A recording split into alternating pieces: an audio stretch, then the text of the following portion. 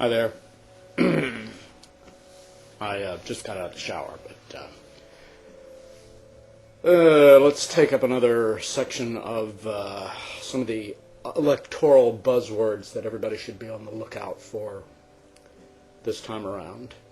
It's March 12th today. Last time we did Commander-in-Chief, which is a total lie. The other big one is experience, so let's see what we can do with that. Apparently, some degree of experience is necessary to be President of the United States. How much? Well, nobody's really sure of that. I thought I'd go back and look at a few people, presidents of the past. You know this guy, George Washington. Well, it's not really fair to ask if he had any experience being president before, because there wasn't one. So maybe that's not a good place to start. But he was obviously inexperienced at being president, and it worked out okay, I think. Let's come forward a few years. This guy, who you may not recognize at all, James Buchanan,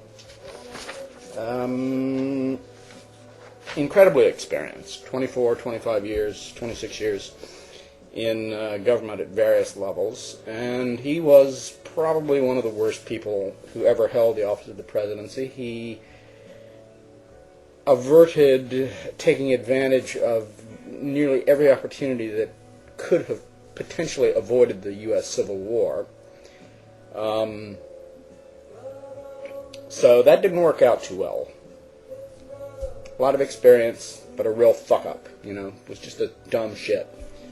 Now, the next guy, after Buchanan, I know everybody knows this guy, good old Abe Lincoln. He was a pretty inexperienced character, actually, when you think about it. He'd done a little stuff in Illinois, and virtually nothing on the national stage until he became president. Illinois House of Representatives, things like that. Sounds familiar, doesn't it? But Lincoln worked out pretty well. Had an unhappy ending, but things like that happen sometimes. Let's see, let's come up to the 1920s. I don't know if you can recognize this rather glowering face. Kind of a chubby, cute guy, like a big old baby. Herbert Hoover,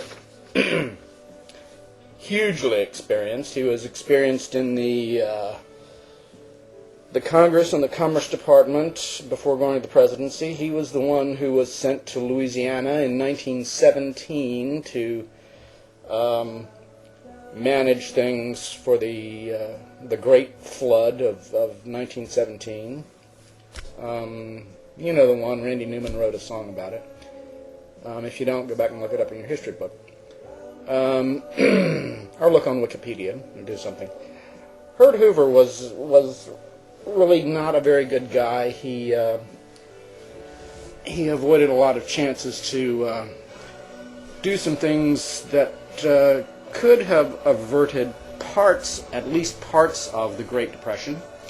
But he didn't. Nothing he tried worked. So, well, it wasn't such a good job of experience playing a big role there.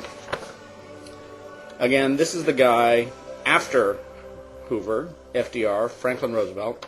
He was a pretty experienced politician. Well, sometimes it works out. Got us out of the Depression. Basically, got us through World War II, or through the bulk of it. So, I don't know, I'm not really counting up these things here, experience and inexperience on one side and the other on the other. But doesn't seem to be a real strong case either for or against it so far. Let's get a little more modern here. Well, at least it's modern for me. Maybe not for you guys who are 16 or 20 or whatever. Big schmuck. This is really one of the most aptly named politicians of the last 100 years. Dick Nixon. He was a big fucking dick. He was a real shit. But very experienced. He'd been in California politics forever. He'd been in the Congress forever. He'd been vice president, or he'd run for vice president forever and ever and ever.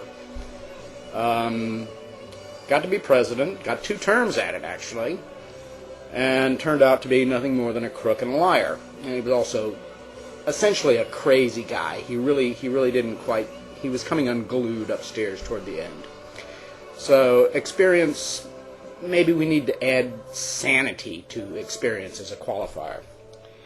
Now, there's also been a lot of talk about a ticket where we put together 2 people for a big ticket for the U.S. presidency in the coming year. Let's look at a couple of those with an eye toward experience. Here's one. JFK and LBJ. JFK, LBJ, MOUSE. John Kennedy and Lyndon Johnson.